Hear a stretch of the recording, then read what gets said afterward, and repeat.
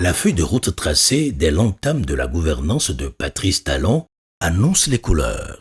Les 2 programmes d'action du gouvernement de la rupture mettent au cœur des chantiers le bien-être des Béninois, ce qui se traduit aisément dans l'action publique telle que planifiée au pilier numéro 2 et 3 du programme d'action du gouvernement PAG par la transformation structurelle de l'économie et l'amélioration des conditions de vie des populations.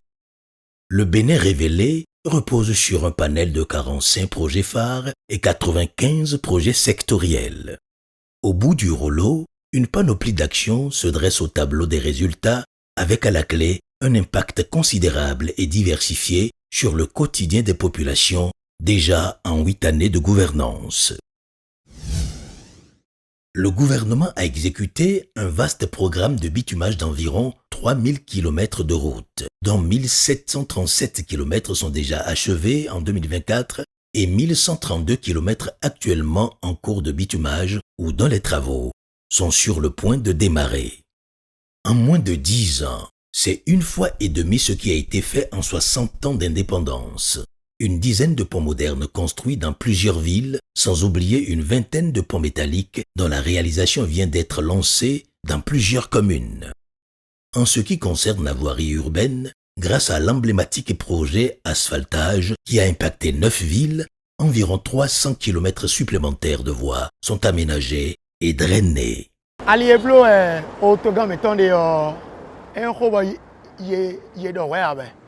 O keke si an li odin le didi so mo a blan cha zimi do e wa so tambo ende ko nyesi mo we o e na le dogbe ni humo e la chedi bo akuru gbo to na ren mi town. Cette voie-là était dégradable. On ne pouvait même pas passer. En temps de pluie, on souffrait. Mais ces temps-ci, tout le monde circule en paix et vraiment, nous sommes très contents. C'est une voie vraiment praticable, bien faite, parfaite. Une telle infrastructure au Bénin, on n'en a jamais vu. C'est au temps de M. Talon. Personne ne peut passer entre Notre-Dame pour aller directement au carrefour prison civile. Il faut aller contourner. Aujourd'hui, tout est tracé, tout est réalisé et c'est beau. En termes de collecteurs, le Bénin sous Patrice Talon est passé de 19,6 km à 65,5 km, soit 50 km de plus. 35 bassins de réception des eaux ont été construits grâce au projet d'assainissement pluvial de Cotonou pour contrer les inondations alors qu'il n'en existait que 2 en 2016. À Ouedo, dans la commune d'Abomey-Calavi, comme à Parakou, Porto Novo, à Lada, Ouida, la construction de 10 000 logements modernes est en cours. Une cité ministérielle est également en construction, de même que la cité administrative d'Abomey-Calavi, ainsi que des cités administratives départementales dans tous les chefs-lieux de département. Pour l'aménagement urbain, le pays est aujourd'hui à plus de 1,5 million de tonnes de déchets ménagers enlevés depuis la création de la Société de gestion des déchets et de la salubrité, SGDS, soit en tout 1170 dépotoirs sauvages éliminés dans les villes du Grand Nokoué et à Parakou. Aujourd'hui, le Bénin peut s'enorgueillir de compter plusieurs marchés urbains et régionaux modernes grâce au projet qui impacte 19 communes. La plupart de ces espaces marchands ont été déjà mis en service dans les grandes villes avec le confort, la salubrité et les commodités nécessaires. Il faut ajouter que la galerie marchande de Kourounou est en cours de finition, de même que le marché de gros à Abomey-Calavi. Je fais partie des anciennes du marché. Et comparativement au nouveau marché qu'on vient de nous construire, je trouve ça très très parfait. C'est bon, c'est confortable. Même la confiance est assurée ici. On ne peut pas se mentir. Il y a de cela 10 ans, le quartier n'était pas ce qu'il est aujourd'hui. On ne prenait pas un tronçon et puis on était dans une totale insécurité parce que la brousse était grande. On a bien quartier mais Gandhi, en sortant Gandhi, moi on a son moteur me garder Gandhi, le fait bas qui l'auto. Bon, soit infilé bon, nous quoi il l'autre, ils ont voulu y aller alors parler pour le dessin façon. Donc assentiment est déjà quoi.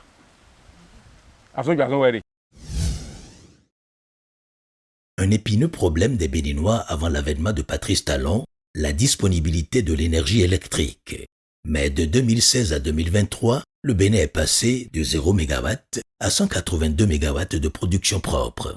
Ceci s'explique par la construction de la centrale électrique thermique de Maria Gleta pour 127 MW, la réparation de 3 petites centrales à l'arrêt en 2016 pour 30 MW et la construction de la centrale solaire de 25 MW à Pobet dont la capacité est en train d'être portée à 115 MW.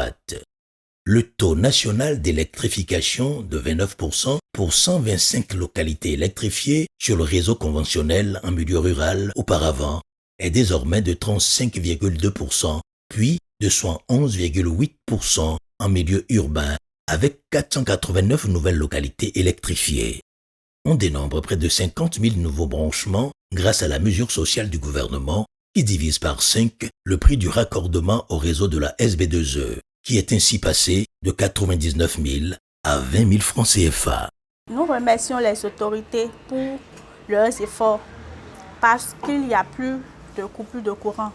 Et les quelques coupures de courant qu'il y a, ça revient juste quelques minutes après. Ça nous permet aussi de plus travailler. En ce qui concerne la ressource en eau, le taux de couverture nationale s'établit aujourd'hui à 80%. Et rien qu'entre 2021 et 2023, près de 800 villages ont été équipés de systèmes d'adduction d'eau potable multivillages, soit plus du double de ce qui existait. Des habitants des zones qui n'ont jamais eu d'eau potable et celles qui n'en recevaient plus, où ce liquide de vie est devenu une denrée rare, sont les plus impactés par ces actions. Le gouvernement a travaillé dès 2016 à asseoir un cadre qui facilite l'insertion des jeunes diplômés ou non, scolarisés ou non, dans un dispositif qui permet d'avoir de l'emploi ou d'entreprendre. Conçu pour impacter 25 000 jeunes à terme dans l'emploi salarié, le dispositif Azoli a inséré 10 000 jeunes en stage d'apprentissage de 3 à 6 mois dans plusieurs entreprises sur toute l'étendue du territoire. Azoli a changé beaucoup de choses dans ma vie.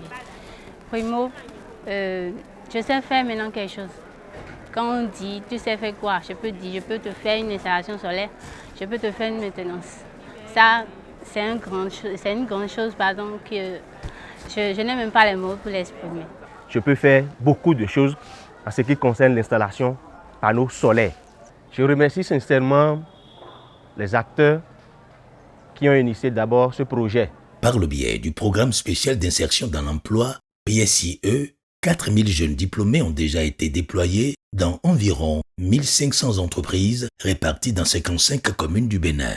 Au total, 10 000 autres jeunes auront ainsi leur premier emploi d'ici 2026.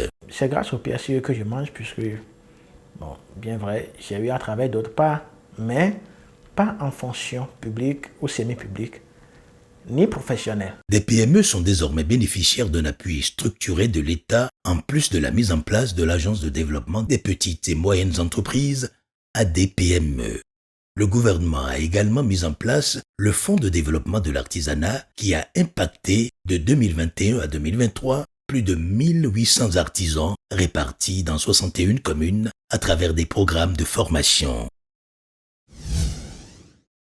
Dans le sous-secteur de l'agriculture, le Bénin repousse considérablement ses limites et bat des records dans la région.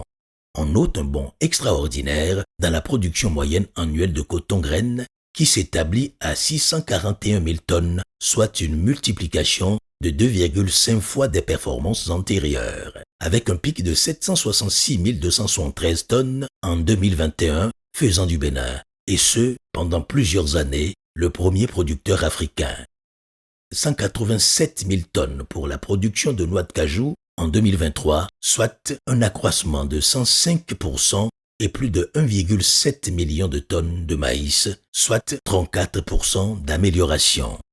Quant au palmier à huile, avec 720 000 unités en 2015, le nombre de graines produites pour servir de semences est passé à 2,2 millions en 2023. Pour le compte de l'année 2022, le riz est porté à 525 000 tonnes de paddy, soit 2,5 fois plus que le passé. La production du soja triple avec près de 422 000 tonnes. Le rendement de l'anacarde est passé de 322 000 kg par hectare en 2016 à 431 000 kg par hectare. La production d'ananas, elle, a atteint 470 000 tonnes, soit un accroissement de 93% par rapport à la situation d'avant 2016. Tout était politisé avant, mais aujourd'hui, c'est réel. Si vous êtes dans le domaine, vous bénéficiez des apports du gouvernement, on vous suit. Et puis, le producteur est à l'aise quand même aujourd'hui par rapport aux années précédentes, cette gouvernance. Des performances atteintes grâce à plusieurs actions, dont la création de 2 instruments que sont le Fonds national de développement agricole, FNDA, avec 3000 projets environ pour une valeur de plus de 19 milliards de francs CFA en fin 2023, et le Fonds d'appui au développement des communes affecté agriculture, FADEC Agriculture, auréolé de plus de 330 investissements communaux. Le gouvernement lance en 2019 le fleuron de l'industrialisation du Bénin avec la création de la zone industrielle de Glodjibé en tant que première zone économique spéciale. Le coût global des investissements prévus est de 128,6 milliards de francs CFA avec une première phase entièrement bouclée. Les industries opérant dans la transformation du coton et l'habillement, le conditionnement, la transformation du soja et du cajou y sont déjà implantées, employant plusieurs jeunes béninois. De la GDZ sont déjà sortis des vêtements made in Bénin, fabriqués et exportés sur le marché international, même pour le compte de grandes marques bien réputées. Comme dit le professeur Olo, si ton ennemi fait bien, tu dis il fait bien. Si de Cotonou j'ai fait coteau pavé, lui il a mis du goudron, j'ai dit c'est bien mon petit. À mon avis, au fond, ce que tout pays doit faire, c'est transformer sa richesse sur place. Alors c'est ce que nous avons essayé de faire ici, avec évidemment, on peut dire, notre coton. Le numérique est resté au cœur de toutes les actions du gouvernement depuis 2016. En moins de 8 ans, plus de 2500 km de fibres optiques en dorsale nationale et dans les agglomérations ont été déployés pour une nette amélioration de la fourniture d'Internet. Le gouvernement réalise un exploit impensable il y a quelques années, le déploiement du réseau mobile 4G avec des infrastructures de dernière génération et une présence dans les 12 départements et les 77 communes du Bénin, ce qui facilite le boom des e-services entre-temps marginaux. Depuis 2016, et grâce aux investissements, un grand vent de dématérialisation souffle. Les services de base comme le paiement de factures d'eau et d'électricité sont désormais possibles en ligne, de même que la confection des pièces d'état civil, le passeport, le e-visa et bien d'autres. Pas moins de 210 e-services sont disponibles sur 29 plateformes, dont 104 sur le portail national des services publics, accessibles aux populations depuis toutes les communes du Bénin, avec un taux de 80% de satisfaction des usagers.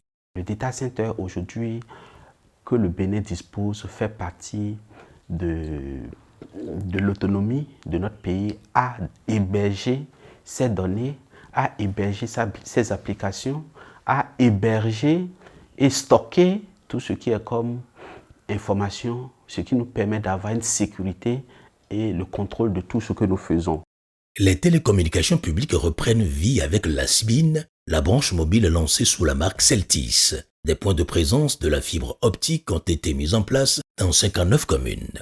La pénétration large bande mobile 3G et 4G d'un taux de 19% en 2015 est passée à 56,47% en 2023. La télévision numérique terrestre prend totalement corps avec une réforme profonde de l'audiovisuel du service public. Contrairement à la perte des ressources dédiées au microcrédit qui prévalait avec de faux frais et des intermédiaires, le montant de crédit est passé de 30 000 à 50 000 francs CFA et de 50 000 à 100 000 francs CFA. Le taux d'intérêt de 5% sur 6 mois est ramené à 4% avec plus de 650 000 bénéficiaires en 2024, dont 84% de femmes. Des avantages évidents sont notés comme l'établissement du CIP et la formation sur l'éducation financière. Le gouvernement met aujourd'hui 12 milliards de francs CFA en moyenne par an dans la cagnotte du microcrédit. ce qui fait du Bénin le premier en matière d'inclusion financière dans l'UEMOA. Pour le compte de la protection sociale, 150 000 enfants ont bénéficié de services et prestations intégrées et de réinsertion. Le gouvernement a créé des centres d'accueil et de transit d'enfants, 4 à Cotonou, à Alada et à Kandi, qui ont hébergé, pris en charge et réinséré plus de 1000 enfants. La prévention des grossesses non désirées et ou précoces a connu un tournant décisif depuis 2019 avec la mise en place des campagnes de sensibilisation à Bazaché. Plusieurs actions déclinées ont permis de maintenir les filles à l'école.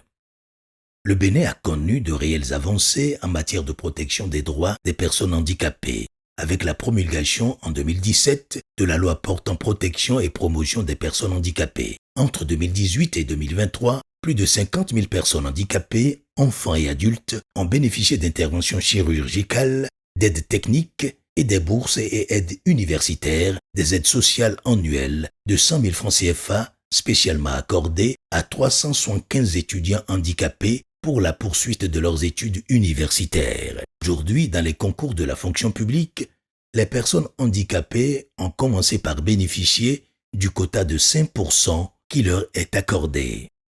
En 2024, 1 million de pauvres extrêmes ont reçu gratuitement leur carte d'identité biométrique, pièce essentielle pour bénéficier gratuitement de soins de santé grâce à la composante assurance maladie universelle du projet ARCHE. Si on diagnostique aux privilégiés de l'État qui souffrent du paludisme simple, les médicaments qui vont accompagner la prise en charge pour qu'ils puissent guérir de ce paludisme simple vont lui être administrés gratuitement. ARCHE qui, dans son volet formation, a déjà impacté des milliers d'artisans dans 15 corps de métiers utilitaires dans 8 communes pilotes. Le président Patrice Talon a accordé une attention particulière au secteur de la santé. Plus de grèves, d'absentéisme ou de fraude dans les hôpitaux publics. L'offre de soins est désormais disponible en permanence. La qualité de cette offre est également meilleure avec la mise en place d'une unité d'IRM et un nouveau scanner moderne de grande capacité au CNHU Hubert Koutoukou Maga. Le gouvernement a équipé le CHUD Borgou de Parakou d'un scanner moderne de grande capacité. Une commande d'un scanner de même qualité vient d'être lancée pour le CHUD Ouémé et Zou.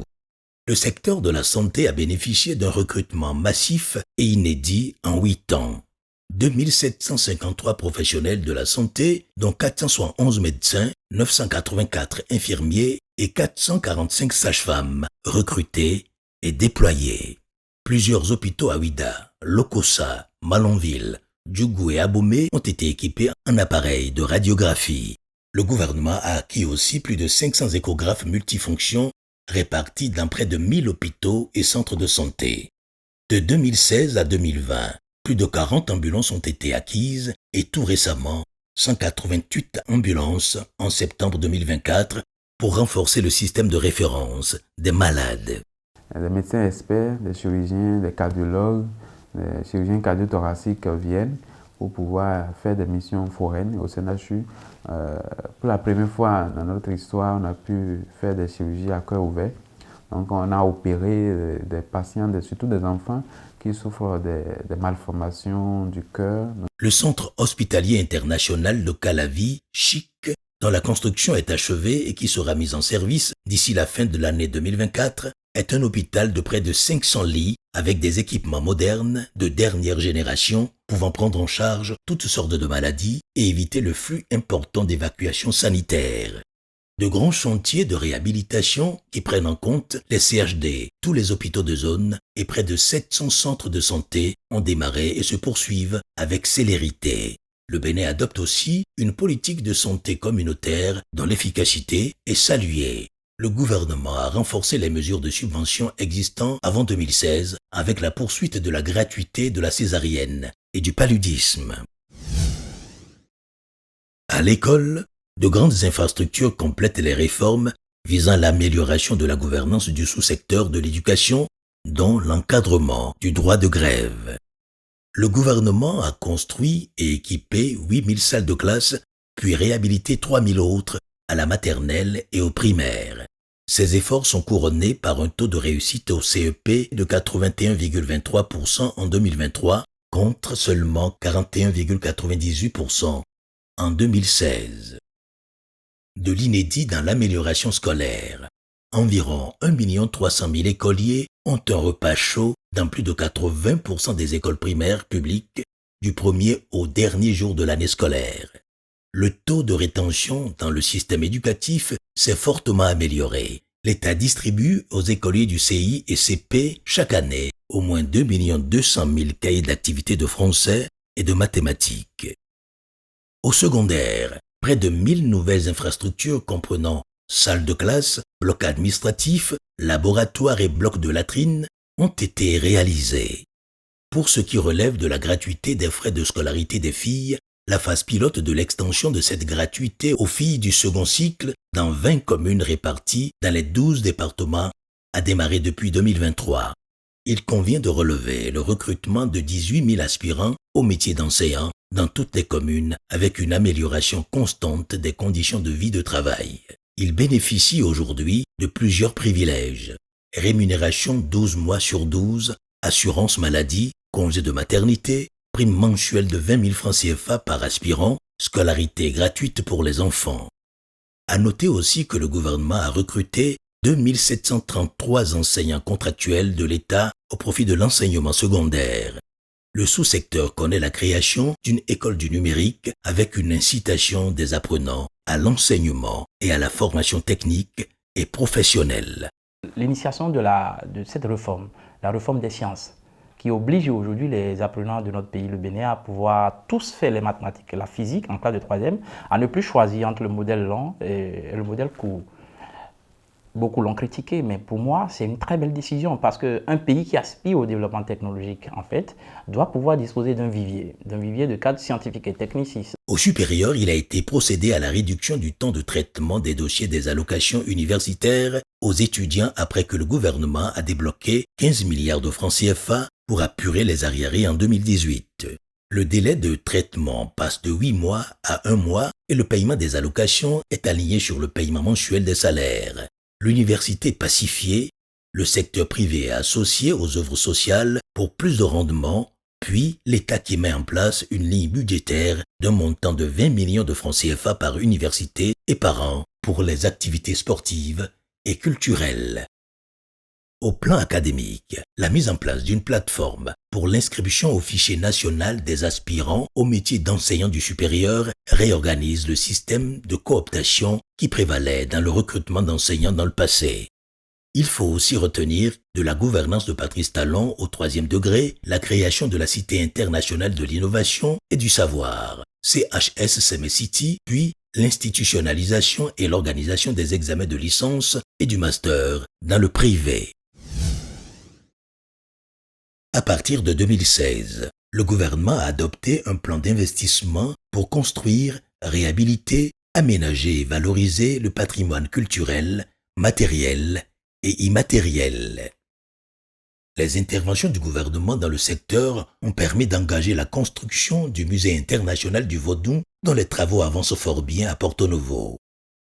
Le palais du roi de Niki et la reine de Lagani, ainsi que le musée des rois et des Amazones du Dahomey sont déjà en cours de construction. Le gouvernement réhabilite le musée à Dandé et le palais romain de Porto Novo, puis le site environnant le palais royal à Abomey. La place Toussaint Louverture à Alada, la maison des arts et de la culture et le musée à Kabaïdena à Kétou sont aussi en cours de réalisation. La place aux enchères de la cité musée de Ouida a été aménagée pour faire de Ouida la destination phare du tourisme mémoriel en Afrique. Le mémorial de Zumbodi et la porte du non-retour ont été restaurés. La maison de la mémoire de l'esclavage a été construite sur le site du fort portugais. Les travaux de la station balnéaire d'exception à Avelquete, le complexe touristique Marina, près de la porte du non-retour, sont déjà en cours. Dans le cadre de la réappropriation du patrimoine culturel, des places de portée symbolique comme l'esplanade de l'Amazone et les monuments en l'honneur des héros de la nation, comme le monument aux dévoués, la statue de Bioguera et celle du roi Tofa Ier, ont vu le jour. Le chef de l'État a forcé l'admiration des Béninois et de toute la population de la planète avec le retour des 26 biens culturels spoliés. Pendant la colonisation, des programmes de classe culturelle et sportive ont été mis en place pour préparer la relève dans ces domaines. Des 88 classes sportives ouvertes sur toute l'étendue du territoire national, découvrons pleinement les réalisations dans le domaine des sports. Le gouvernement a doté 22 communes de stades, comportant un terrain de football, une piste d'athlétisme, des aires de handball, basketball, de volleyball, une aire de lancer de poids, une tribune de 3000 places, dont 1000 couvertes, un bloc administratif, un logement des encadreurs. Pour inciter au financement et à la professionnalisation du sport, 22 sociétés sportives ont été créées. Le gouvernement accorde des subventions annuelles aux fédérations avec une cagnotte évolutive élevée à 4 milliards de francs CFA en 2024. Ces efforts ont permis au Bénin de franchir pour la première fois l'étape des quarts de finale de la Coupe d'Afrique des Nations en 2019.